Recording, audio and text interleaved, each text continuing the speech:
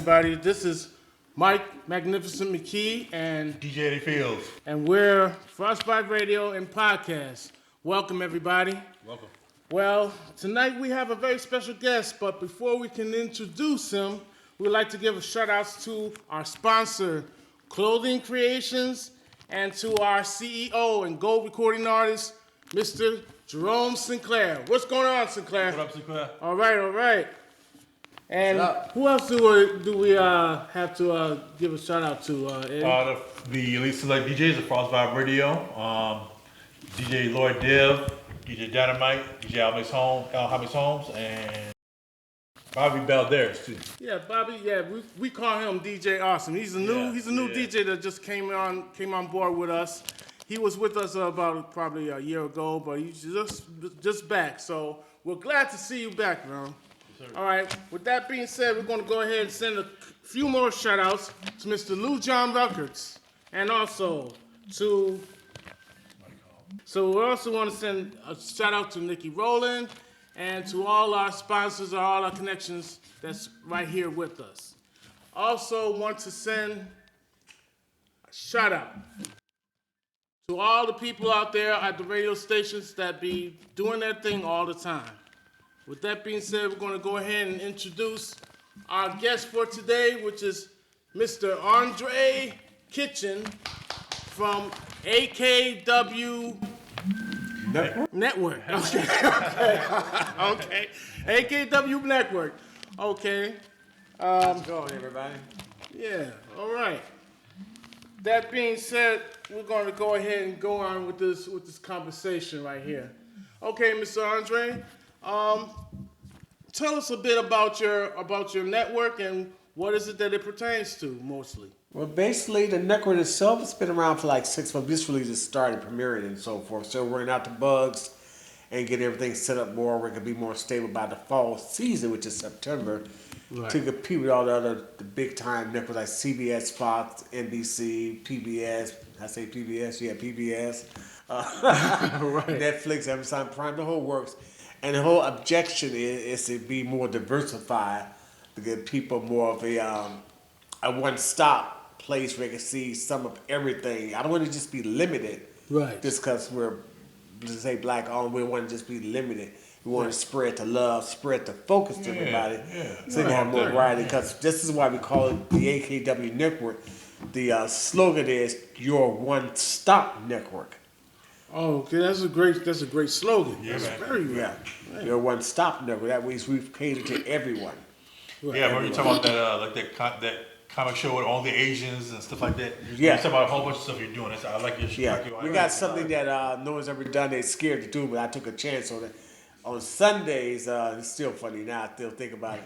We call it Silent Sundays. Silent Sunday. Because at 12 noon to 6 p.m. is silent movies.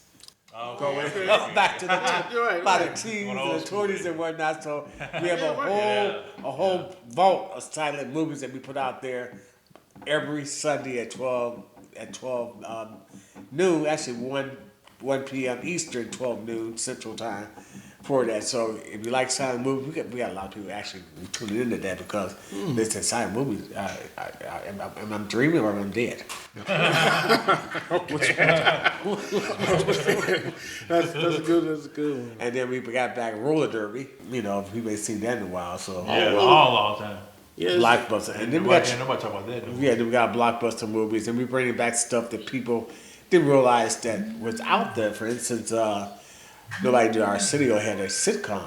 You know, I think you guys got surprised too. So we got a blockbuster on Friday. It's called Potluck Friday, which means that anything can happen on Friday nights. Right. We just find stuff and then we put it on because people need to know and see that. Yep. On Sundays we got blockbusters with Charles Bronson. I don't mean Death Wish franchise. I mean the man who got his own TV series called Man with a Camera. Man with a Camera? What the heck is that? Man with a camera go around causing trouble. Yeah, right. That sounds like So it's a good thriller. So it'll be good, huh? We kind of like try to get things going in.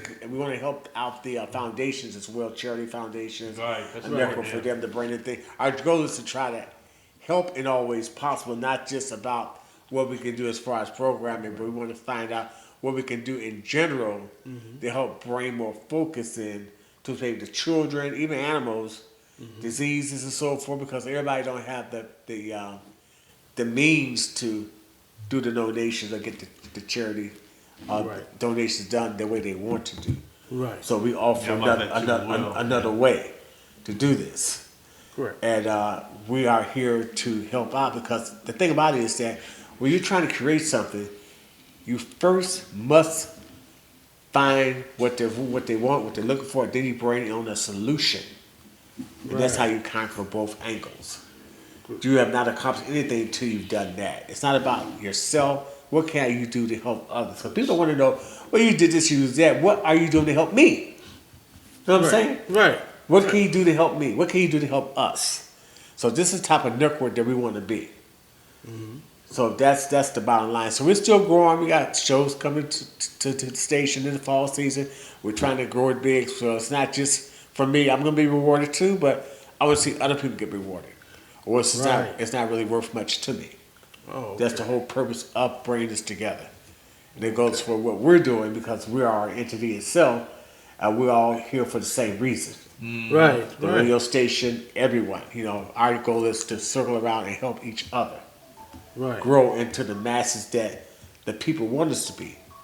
Yep. And that's how you grow, and that's how people look at you. Right. What you give, what you see, what you do, what you present. Am I getting there? Yeah, you're You're absolutely already- right yeah, there. you're already Right there on it. You're right on it. What did you were you into first? Like, were you into music first, and then you went into TV, or was it the other way around? Or- It's basically I was into art first. Art first. Okay. What I was doing drawings. Paintings and drawing, I yeah. was doing paintings of people, Oh. drawing comic books. Really got into it. I loved it. Superman. That's how I learned how to read. My family always got me Marvel books and Archie books. Okay. I learned to read Okay. from that because Marvel Yeah. had big words in it. I didn't know what those big words were. So I learned how to do art and so forth, did that. And one day my dad came by and said, "Oh, that's a beautiful picture you did. Did a portrait. This is great. Son, you got some talent. You are going to be famous and rich when you die." I said, "Excuse me?" He said, "You're going to be famous and rich after you die." "What do you mean after I die?" He said, Yeah, I was because he said, be effective. He said, artists get famous after they die. They come back. I said, Right. I don't think I can wait that long. You're right about So that. when he said that, I thought about that, and then people kind of like agreeing with it, telling me that's true. This famous artist is here. He's dead, but look at his portraits. Look how much money he's making with him not being here. I said, okay. So 2 days later, I changed my career to dance. I started trying to learn how to dance, but it was kind of funny too, because every time I tried to put something together, it would come out different than what they would show me. So it was kind of like wild dancing. So that's what made me go pick up dance and take it to Soul Train. I started on Soul Train. Did you? Yeah. You never brought that up before. Okay. Yeah. Okay. I was a big dancer on Soul Train for many years, and became one of the most popular dancers on the show, where they paid me to come there every day. Okay. Okay. That's when it was That's what's up. in That's Chicago, what's up. it was 5 days a week. Damn. It was just used to just school and go on the show, live show. I to lie to my mom, tell her that, no, I was in school. She said, "Well, you had this orange and green suit on." Oh, that was a rerun, but you got it on now. I said, "Oh, well, it's okay. That's okay, son. We'll beat your little butt when you get upstairs." I said, "Okay, it's cool." So the rest is history with that. But I kept doing it. It was a thing for me, and I learned from it. Singing, how that worked with us. I started doing things, and I wanted my own TV show. This is how I got my own TV show. My mom brought a house and whatnot. She gave me a bedroom. I never slept in the bedroom, not one night. That night, I took the bed out, put it in the hallway. Put everything in the A bit hallway. spooked, were you? Huh? A bit spooked? No, wouldn't spook. I didn't want the room to sleep okay. in. I turned it into a TV studio. Oh, And made me Soul Train props, and so we put it up on the walls, made it look like Soul Train. Oh, and every night I would come home from school at 9 p.m. and had a tape recorder and pretend like I was hosting the show from 9 to 10 p.m. Yeah. 5 days a week. I did it for a year. When I got sick, I already had to record it, so I just ran a rerun.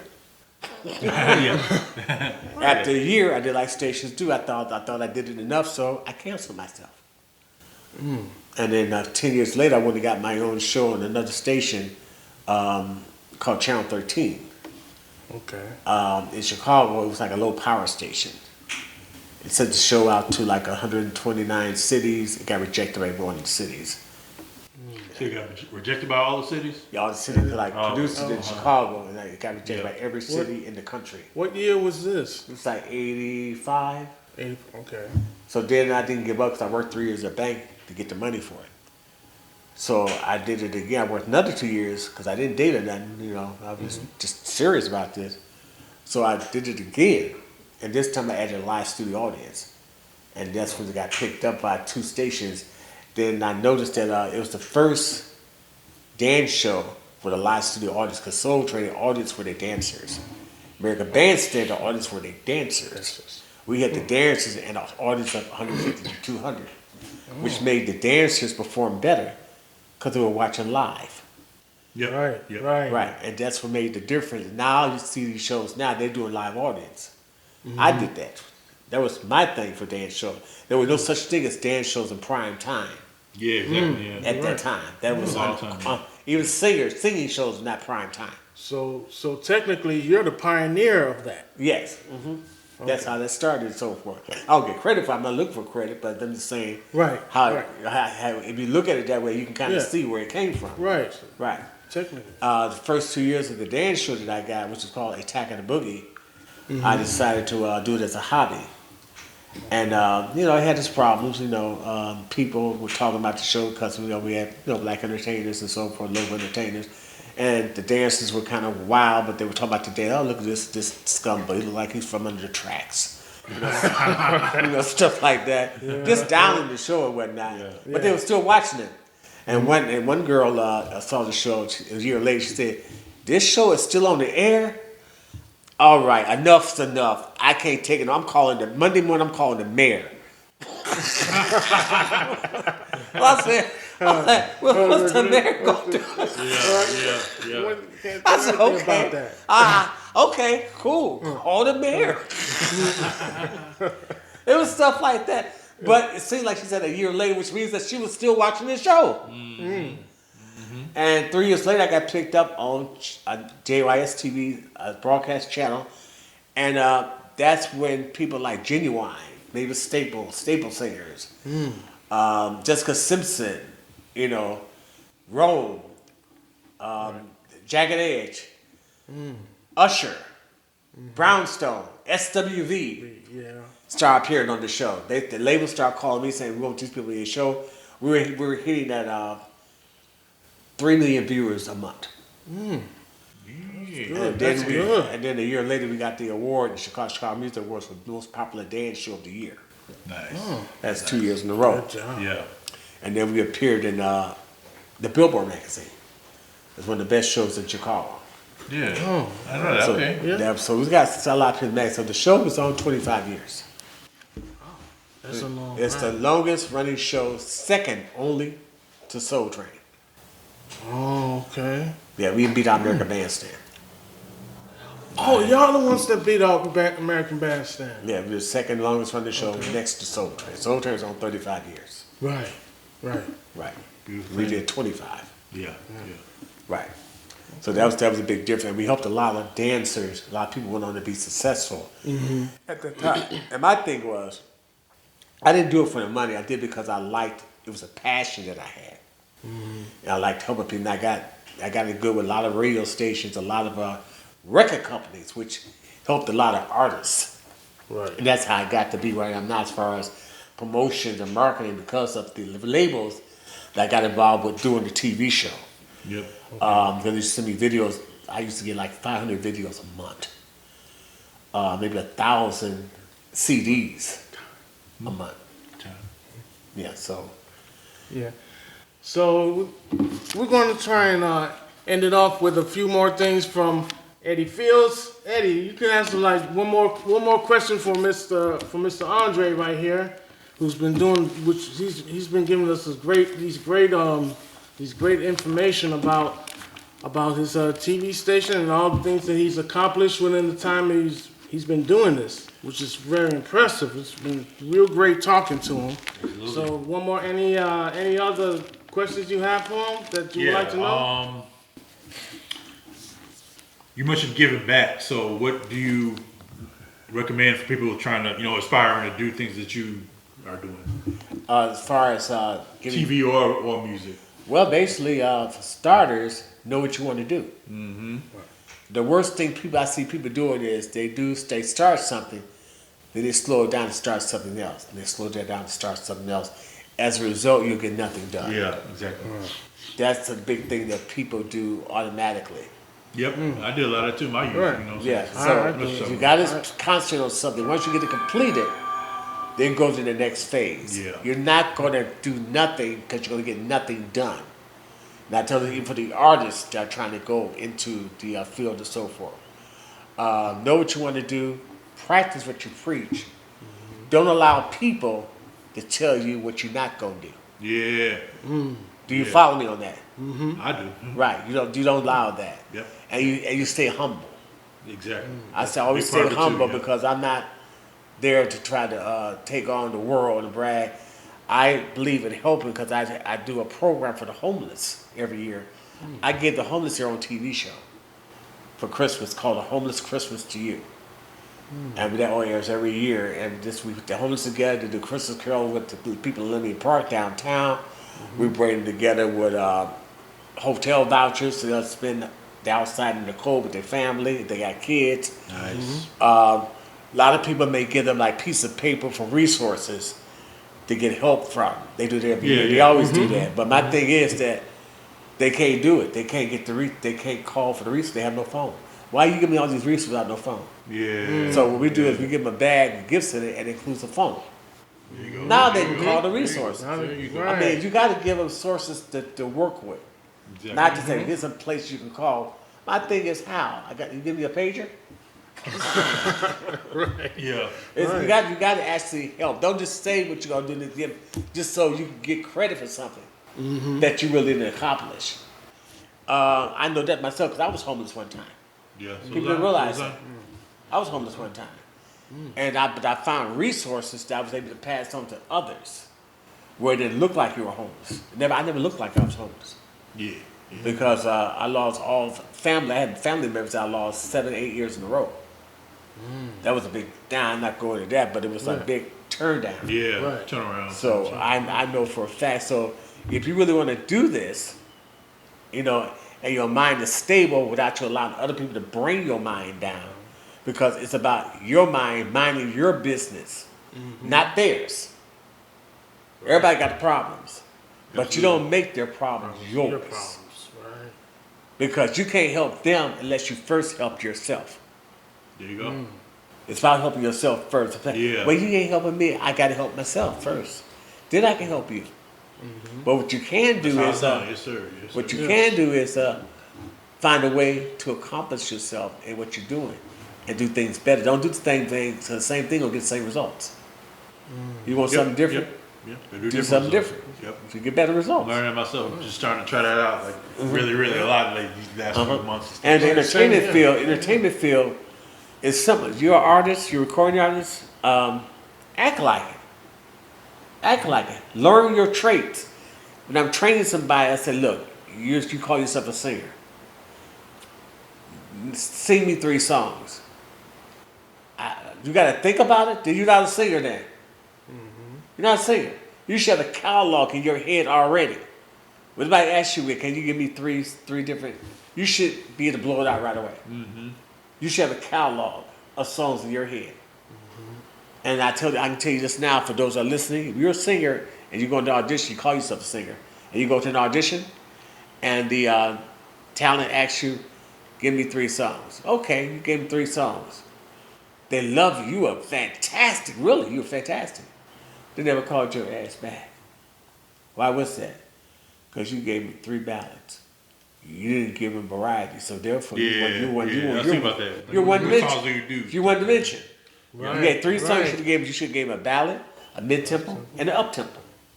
Show them your versatility. I'm throwing it out there now because a lot of people aren't taught. They're not taught that. Yep. Be versatile. Show them that you can do it all. Right. That's how you pass your auditions. That's why only 2% pass the auditions. Yep. And that's a trick that you can use yourself if you watch this program, this podcast.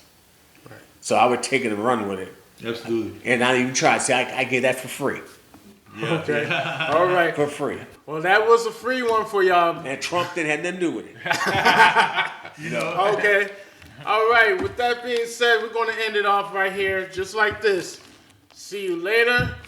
Have a good day. And thank you for tuning in with us here at Frostbite Radio and Podcast. See you later, everybody. Have a good evening.